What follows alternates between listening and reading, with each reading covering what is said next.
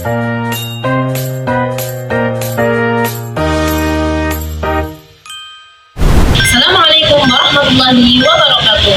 Halo teman-teman, perkenalkan nama saya Nur Zidat Rahma dari program studi ilmu Al-Quran dan Tafsir akan menceritakan secara singkat pusat-pusat peradaban Islam yang ada di dunia, yaitu yang ada di Damaskus, Turki, India, dan Aceh.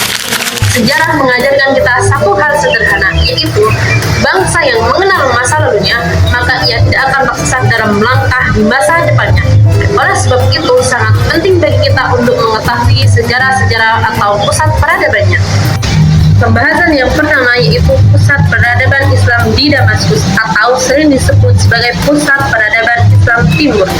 Dalam sejarah peradaban Islam, Damaskus menjadi pusat pemerintahan pertama di luar Jazirah Arabia dan menjadi pusat pemerintahan dinasti Umayyah pada tahun 661 sampai 750 Masehi.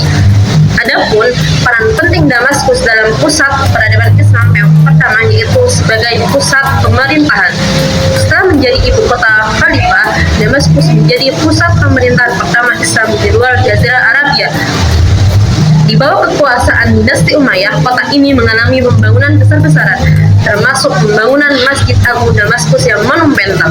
Kemudian yang kedua yaitu sebagai pusat ilmu pengetahuan. Damaskus menjadi pusat pendidikan dan intelektual dengan pendirian perpustakaan publik pertama pada tahun 704 Masehi. Adapun masa keemasan meliputi Damaskus begitu Sultan Nuruddin berkuasa.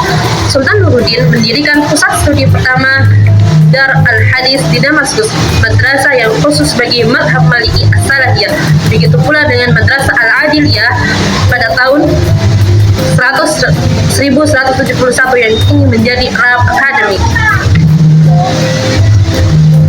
Banyak ulama besar yang lahir dan besar di Damaskus, salah satunya yaitu Ibnu Taimiyah dan Ibnu Katsir. Kemudian ada Ibnu Safir, seorang muslim astronom sekaligus pakar matematika berkarya di Damaskus, berkontribusi besar terhadap pengembangan ilmu-ilmu keislaman yang ada di Damaskus.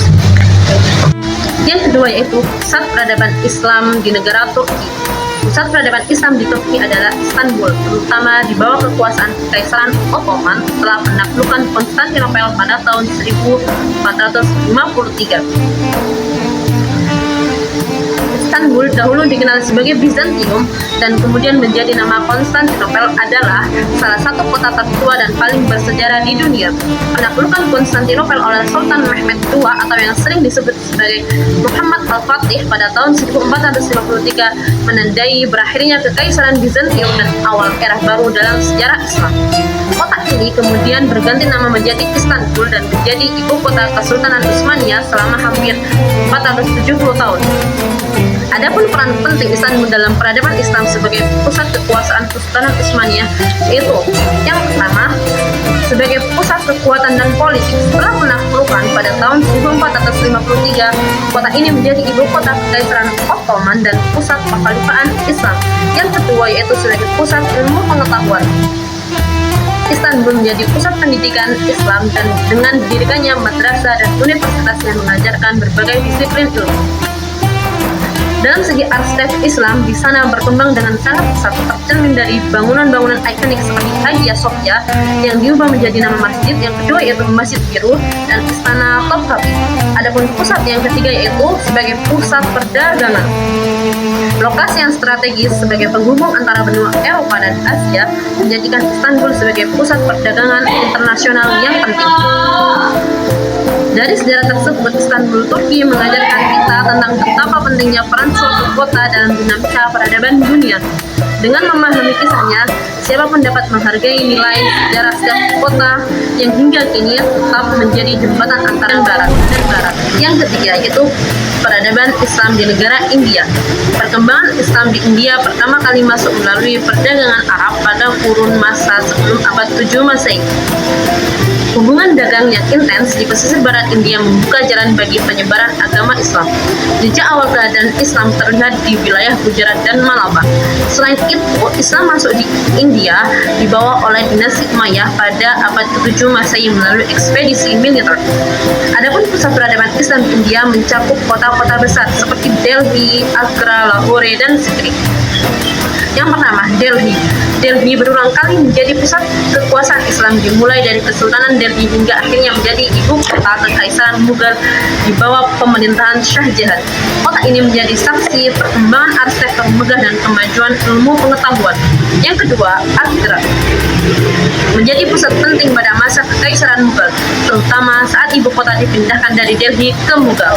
Kota ini juga menjadi lokasi pembangunan Taj Mahal, salah satu monumen paling terkenal di dunia yang masuk pada kategori 7 keajaiban yang ada di dunia. Yang ketiga yaitu Lahore. Merupakan pusat kekuasaan penting pada masa Kekaisaran Mughal, bahkan sempat menjadi ibu kota. Kota ini menjadi pusat pertukaran budaya dan intelektual, serta menjadi gerbang utama masuknya pengaruh Islam pada Asia Tenggara.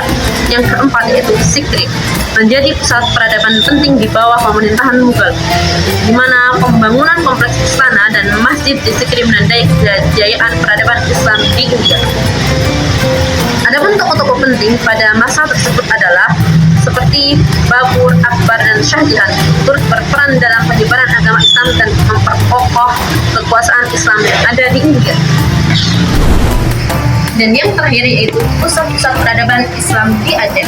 Pusat peradaban Islam di Aceh mencakup beberapa wilayah penting. Salah satunya yaitu yang pertama, Samudra Pasai merupakan salah satu kerajaan Islam tertua di pesisir utara Sumatera.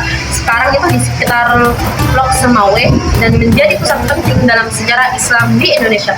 Kemudian yang kedua yaitu Banda Aceh, dikenal sebagai Serambi Mekah karena menjadi pusat penting penyebaran Islam ke seluruh Nusantara. Kota ini menjadi pusat peradaban Islam yang lebih luas di Asia Tenggara. Kemudian yang ketiga yaitu Tarlak, dianggap sebagai salah satu wilayah tempat Islam pertama kali masuk ke Indonesia, menjadikannya pusat peradaban Islam yang penting di tanah Melayu. Kemudian yang keempat ada Pidi. Peneliti menyebutkan bahwa Pidi merupakan salah satu pusat peradaban Islam di Aceh pada masa lalu. Dilihat dari penemuan-penemuan kuno di sana, salah satunya yaitu Daya. Di berbagai wilayah Aceh, Daya berperan besar dalam membentuk kota keislaman dan menjadi pusat pendidikan Islam. Pusat pendidikan tinggi Daya Cakala disebut sebagai pusat pendidikan tinggi Islam pertama di Asia Tenggara, atau orang Jawa biasanya menyebut sebagai pondok pesantren. Jejak peradaban Aceh sangat kaya dan beragam. Dengan sejarah yang panjang dan berpengaruh di wilayah Nusantara, beberapa titik penting dalam jejak peradaban Aceh antara lain yaitu yang pertama, Kerajaan Aceh Darussalam. Kerajaan Islam pertama di Indonesia yang didirikan pada abad ke-16. Kerajaan ini menjadi pusat penyebaran agama Islam di wilayah Nusantara dan memiliki hubungan perdagangan yang kuat dengan negara-negara Eropa dan Timur Tengah. Ada juga Masjid Raya Baitur Rahman. Masjid Raya Baitur Rahman juga termasuk pusat peradaban di Aceh. Selain sebagai tempat ibadah, masjid ini juga berfungsi sebagai pusat pendidikan, dakwah, sosial, dan ilmu pengetahuan pada masa Kesultanan Aceh, serta menjadi pusat kegiatan dan simbol penting di Banda Aceh hingga saat ini. Masjid ini menjadi ikon Banda Aceh dan simbol perjuangan, kekuatan, dan identitas masyarakat Aceh. Aceh dikenal sebagai salah satu pusat perkembangan Islam di Nusantara. Banyak ulama terkemuka berasal dari Aceh, dan tradisi keagamaan yang masih kuat masih terjaga hingga saat ini. Semoga jejak-jejak kekayaan ini menghidupkan langkah kita di masa depan dan kembali semangat kita untuk belajar dan membangun peradaban yang lebih baik. Ingat ya teman-teman, jas merah jangan sekali-kali merupakan sejarah. Cukup sekian penjelasan dari saya, kurang lebihnya mohon maaf. Wassalamualaikum warahmatullahi wabarakatuh.